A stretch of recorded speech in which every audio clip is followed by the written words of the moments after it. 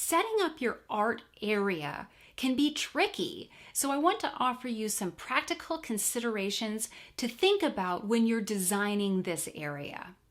Where are you going to put your art area?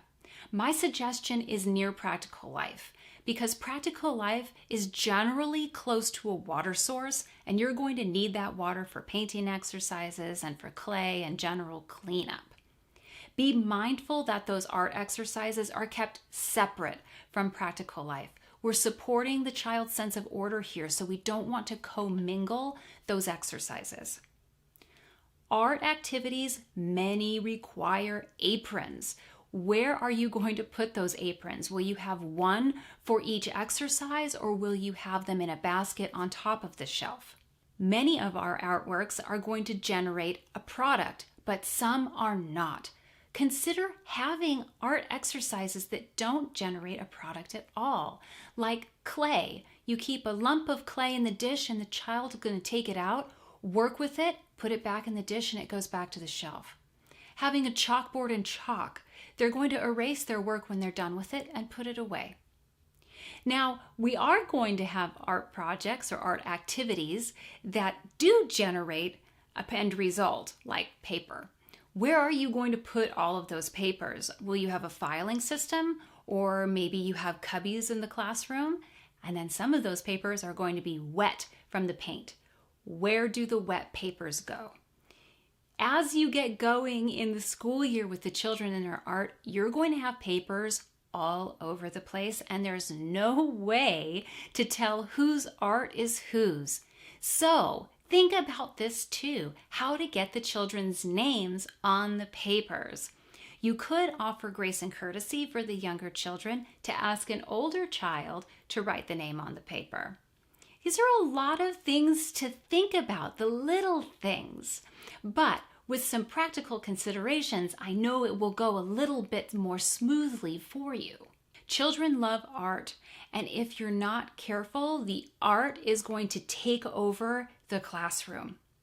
Think about how many children you're comfortable doing art exercises at one time during the day. 5 was enough for me, so that meant I had 5 different art exercises on the shelf.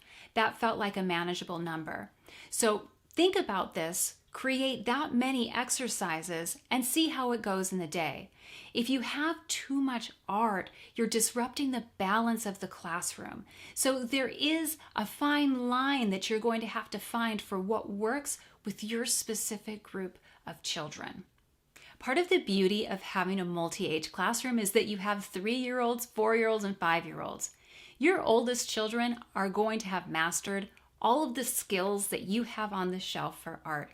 Think about creating an experience just for them. Have a container of many different media that they can freely choose from and mix and create with. They're really going to be able to appreciate having that special opportunity. The last consideration that I'd like you to think about is art appreciation.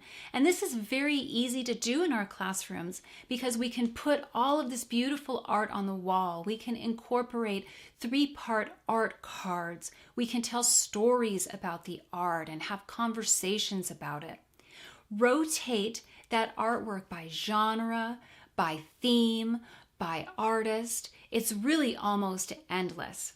Make sure that at least some of the art in your environment is reflecting the culture of the children so that children are seeing images that are familiar to them. Art appreciation is lovely and so easy to do in our environments. We provide the foundations for creative expression for the children. But we also have to make sure that we are not limiting their experiences in the environment, that we are allowing them the opportunity to engage in art when it moves them. This is part of being human, to creatively express ourselves.